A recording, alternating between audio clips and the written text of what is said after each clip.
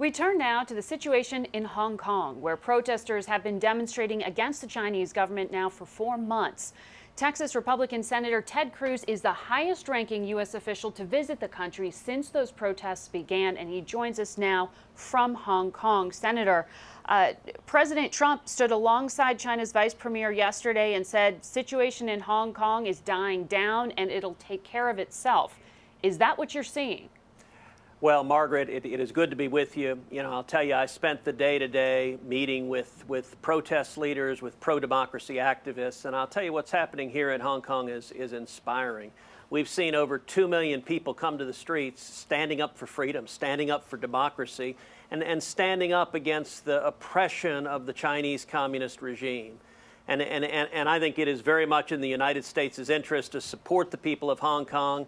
I'm here, I'm dressed in all black, standing in solidarity with the protesters, because China, at the end of the day, has international treaty obligations to respect the autonomy of Hong Kong and to respect the political rights of the people of Hong Kong. And I think this is a powerful moment where millions of men and women in Hong Kong, and particularly young people, are standing up and demanding freedom.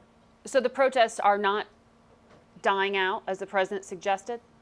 The protests are continuing full force, and I'll tell you something that really illustrates just how powerful the protests are, is what we've seen happen with the NBA this past week.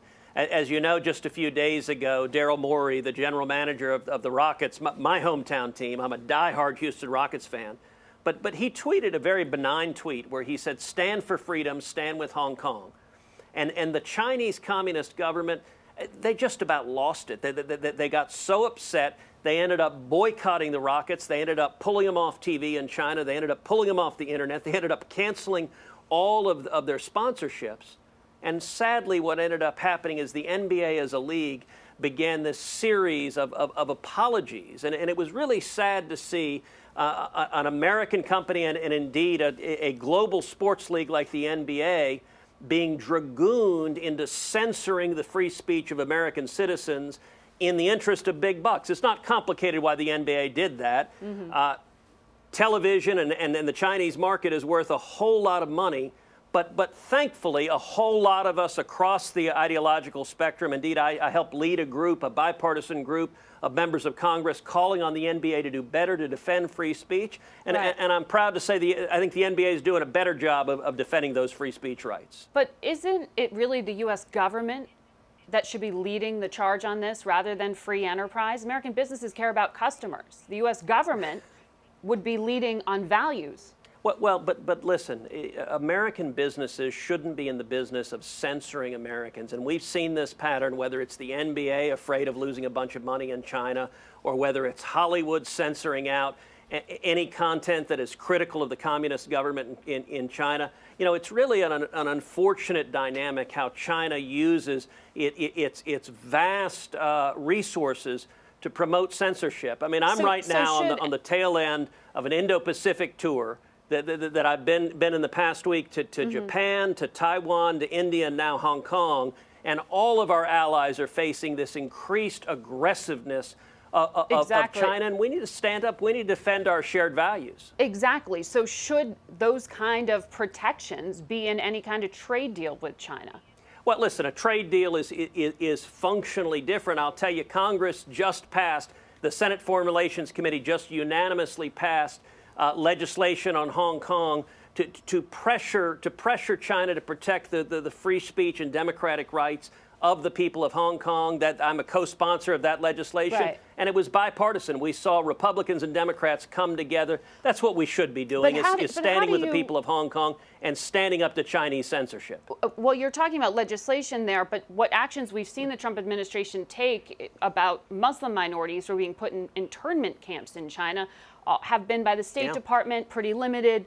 The Commerce Department blacklisted some companies. How do you stop the Trump administration from using that as a bargaining chip in a trade deal? Do you actually need laws to enforce what they have put in through executive action? Well, actually, Margaret, what you bring up, I think, is a really good example. I introduced legislation called the Tiananmen Act that would direct blacklisting the technology companies, the Chinese technology companies that China is using to engage in surveillance, to engage in repression and imprisonment and in torture and murder of up to 1 million Uyghurs, a religious minority. And as you noted, just this week, the Trump administration announced that they were implementing what is the core of my legislation, which is blacklisting those Chinese technology companies that are being used to suppress religious minorities. I think that's a really good step. It's a positive step by the administration. Have they assured you that won't be in any way considered as a bargaining chip in negotiations?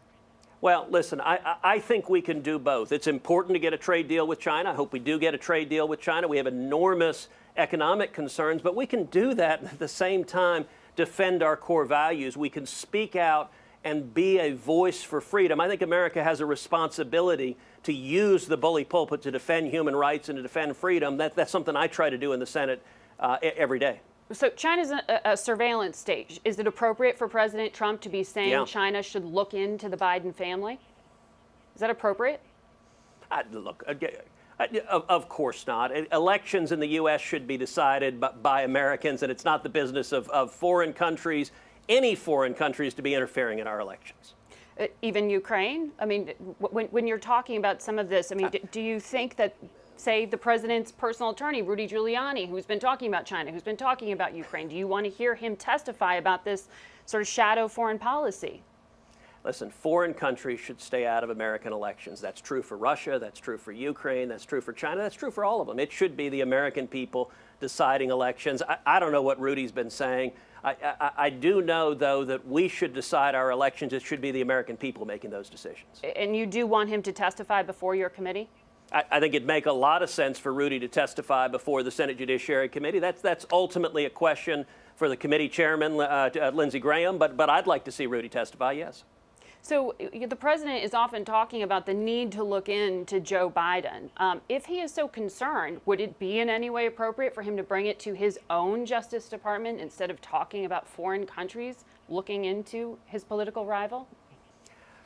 I have long advocated that the Justice Department should enforce the law, should investigate corruption, should investigate violations of law, regardless of party. We don't want to see a Republican Department of Justice or a Democratic Department of Justice. We want to see a Department of Justice that is faithful to the Constitution and laws and enforces them fairly against everybody. But to be clear, you're not calling for the Justice Department to investigate the Biden family. Look, I believe the Justice Department should investigate violations of law. If there's credible evidence of a violation of law, yes, they should investigate it. And I'll tell you what I have called for. I think President Trump wisely released the transcript of his conversation with the Ukrainian government. I think that was good because a lot of what the Democrats had been raising, alleging an illegal quid pro quo, was not in fact backed up by the transcript. But I think actually the administration should do the exact same thing for Joe Biden, that it should release the transcripts of Joe Biden's conversations with Ukraine, use the same standard for President Trump and Joe Biden, and let the American people read the transcripts and decide. Senator Cruz, we will leave it there. Thank you for joining us from Hong Kong.